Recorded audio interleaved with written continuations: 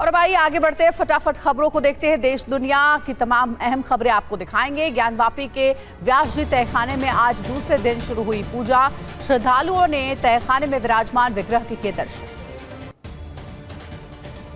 व्यास जी तहखाने में काशी विश्वनाथ की तर्ज पर 24 घंटे में 5 बार होगी पूजा। मंदिर प्रशासन ने तहखाने में पूजा के लिए पुजारी नियुक्त किए।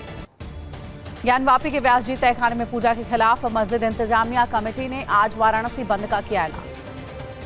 ज्ञानवापी परिसर में दोपहर 1:30 बजे से होगी जुमे की नमाज। कानून व्यवस्था बनाए रखने के लिए चप्पे चप्पे पर पुलिस के जवान तैनात। व्यास जी तहखाने में विराजमान विग्रह के दर्शन के लिए आज बढ़ सकती है श्रद्धालुओं की भीड़। गुरुवार शाम से विग्रह के जारी हैं दर्शन। व्यास जी तहखाने में पूजा के खिलाफ दाखिल याचिका पर आज हाईकोर्ट में सुनवाई। मुस्लिम पक्ष ने पूजा रोकने के लिए दी है याचिका। हिंदू पक्ष ने हाईकोर्ट में कैविएट पिटीशन दाखिल कर मुस्लिम पक्ष की याचिका पर हिंदू पक्ष को अपना पक्ष रखने की मांग की है। ज्ञानवापी पर हिंदू पक्ष के वकील विष्णु शंकर जैन ने कहा, व्यास जी तहखाने में पहले भी पूजा होती थी। विष्णु शंकर जैन ने कहा कि बिना किसी लिखित आदेश के 1993 में व्यास जी तहखाने में पूजा रोक दी गई थी, जो गलत था।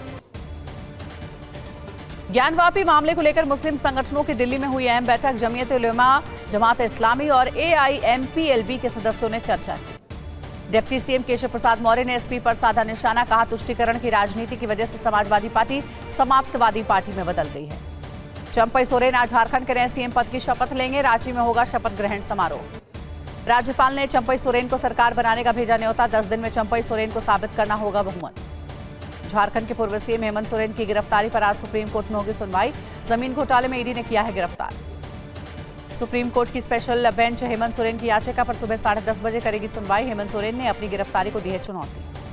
Justice Sanjiv Khanna, justice MM Sundaresh और बेला M त्रिवेदी की स्पेशल बेंच हेमंत सोरेन की याचिका पर करेगी सुनवाई। कोटवार जेल में बंद हेमंत सोरेन की ईडी रिमांड पर आ जाएगा फैसला। ईडी ने PMLA कोर्ट से हेमंत सोरेन की 10 दिन की मांगी है रिमांड। जमीन घोटाले में गिरफ्तार झारखंड के पूर्व सीएम हेमंत सोरेन की न्यायिक हिरासत आज हो रही है खत्म।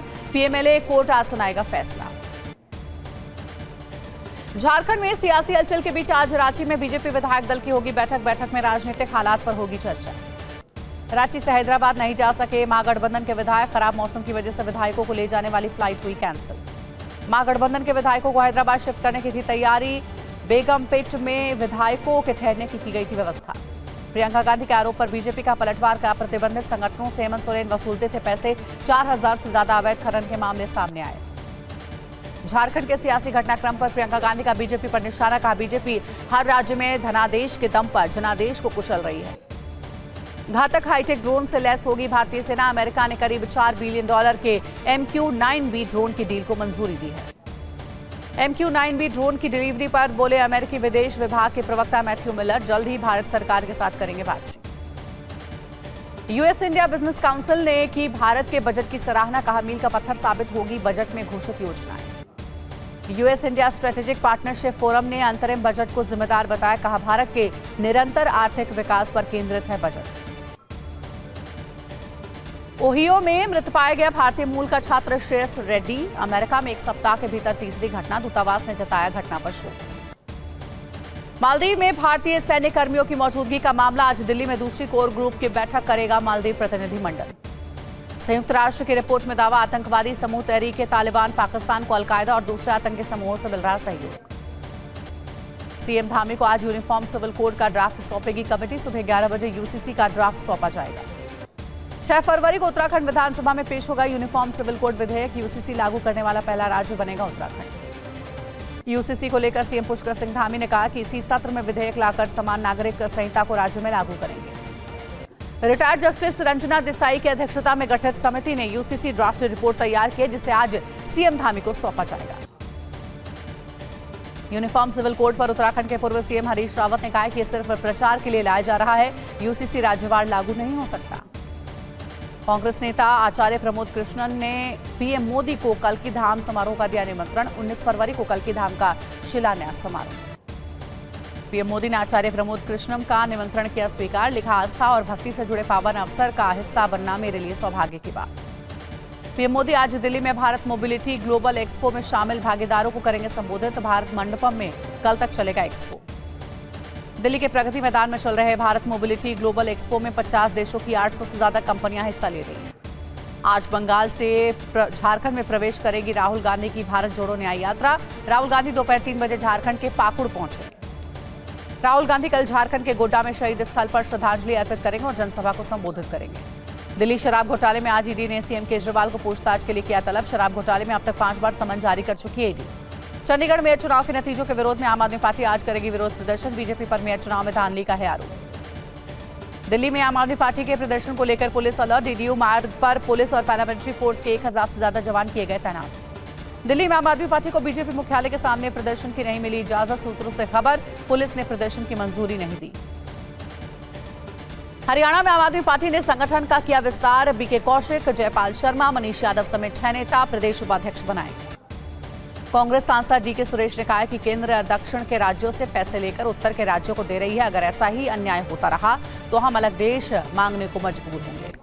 कांग्रेस ने मोदी सरकार पर कर्नाटक के साथ भेदभाव का आरोप लगाया। कहा कर्नाटक के साथ केंद्र सरकार कर रही सौतेला व्यवहार। कांग्रेस सांसद डीके सुरेश ने कहा कर्नाटक भारत में ही है, ये ना भूले केंद्र सरकार। हम सवाल करते हैं तो हमें कहा जाता है अलगाववादी।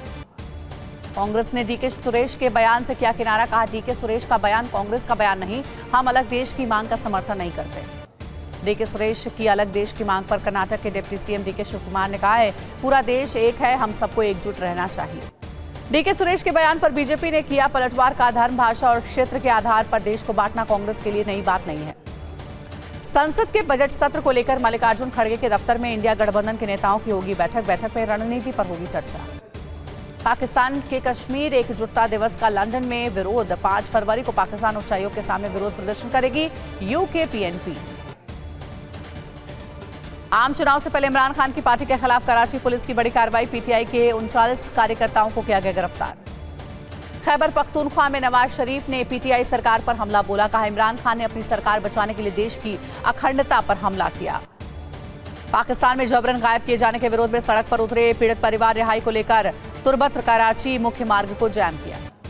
गिलगित बाल्टिस्तान के लोगों की शिकायतों पर बातचीत कैंसिल। प्रांतीय मंत्रियों के अनुपस्थित रहने पर पूरी नहीं हो सकी बातचीत। बलूचों को मिला पीओके और गिलगित बाल्टिस्तान के राजनीतिक कार्यकर्ताओं का साथ। प्रदर्शनों में शामिल हुए बाबा जान और ताहिरा तौकीर। साइमा वाजेद ने संभाला डब्ल्यूएचओ के दक्षिण पूर्व एशिया क्षेत्रीय निदेशक का कार्यभार। पद पर आसीन होने वाली पहली बांग्लादेशी है वाजेद। नेपाल के इकलौते अरबपति के भाई अरुण चौधरी को केंद्रीय जांच ब्यूरो ने किया गिरफ्तार। अवैध रूप से सरकारी जमीन पर कब्जा करने का आरोप। इजरायल के तटीय मैदान और तेल अवीव में बाढ़ की आशंका। बारिश के कारण पिछले 24 घंटों में 15 सेंटीमीटर बढ़ा गैलीली सागर का जलस्तर। कई मार्ग बंद। द इंडिया आर्ट फेयर में भाग लेंगे कोरियाई कलाकार। प्रदर्शनी बूथ में विश्व प्रसिद्ध कलाकार लीली की 3 कृतियां प्रदर्शित होंगी।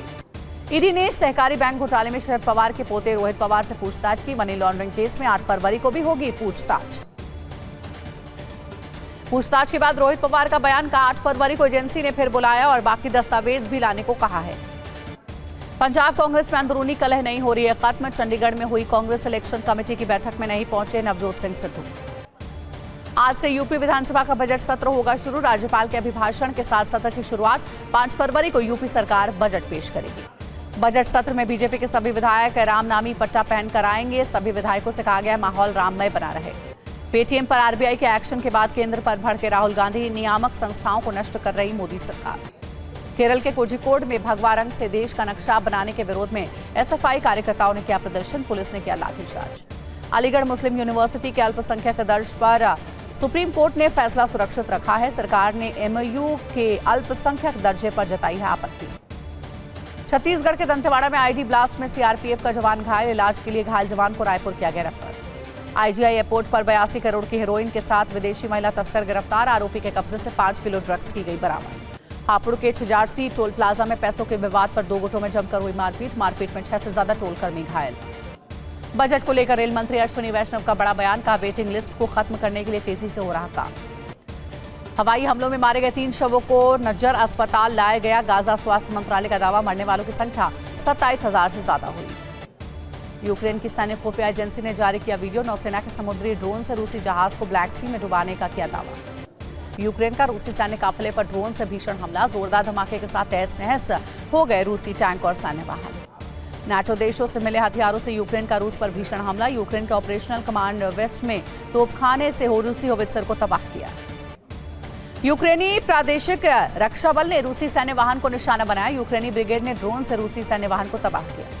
पूर्वोत्तर चीन के जियाइन काउंटी में बर्फ ही बर्फ, तापमान -30 डिग्री सेल्सियस तक पहुंचा। पर्यटकों ने बर्फ की बनाई मूर्तियां। दिल्ली में 600 साल पुरानी मस्जिद गिराने पर हाईकोर्ट ने डीडीए से मांगा जवाब। 1 हफ्ते के अंदर डीडीए को करना होगा जवाब दाखिल। उत्तराखंड में भीषण ठंड की वजह से आज कक्षा 8वीं तक स्कूल बंद। आंध्र प्रदेश के श्रीकाकुलम में काजू के बागान में काम कर रहे किसानों पर भालुओं ने किया हमला। घायल किसानों को अस्पताल में कराया गया भर्ती। एमपी के जबलपुर में लोकायुक्त ने पुलिस इंस्पेक्टर को रंगे हाथ घूस लेते गिरफ्तार किया। आरोपी पुलिस इंस्पेक्टर से 40,000 रुपए बरामद। तेलंगाना में महिलाओं को मुफ्त बस यात्रा के खिलाफ ऑटो ड्राइवरों का प्रदर्शन जारी। सरकार के फैसले से नाराज ऑटो ड्राइवर ने ऑटो में लगाई आग। भारतीय मजदूर संघ ने अंतरिम बजट का स्वागत किया। आशा और आंगनबाड़ी कार्यकर्ताओं के लिए हुई घोषणा की सराहना की। हिमाचल के लाहौल स्पीति में भारी बर्फबारी को देखते हुए कल तक सभी स्कूल कॉलेज बंद। लद्दाख में द्रास विंटर कार्निवल जश्न फतेह की शुरुआत। कार्निवल का उद्देश्य खेल प्रतिभाओं, सांस्कृतिक जागरूकता को बढ़ावा देना। जश्न फतेह में द्रास ब्रिगेड के कमांडर समेत सेना के कई अधिकारी हुए शामिल। पहले दिन आइस हॉकी और तीरंदाजी के मुकाबले हुए। हिमाचल के कुल्लू मनाली में भारी बर्फबारी की वजह से कार के ऊपर गिरा पेड़, किसी के हताहत होने की खबर नहीं। हिमाचल प्रदेश के नेवार घाटी में भारी बर्फबारी के बाद चारों तरफ नजर आ रही है बर्फ की चादर। आंध्र प्रदेश के नेल्लोर में पुलिस ने 5 करोड़ कैश के साथ 6 आरोपियों को किया गिरफ्तार।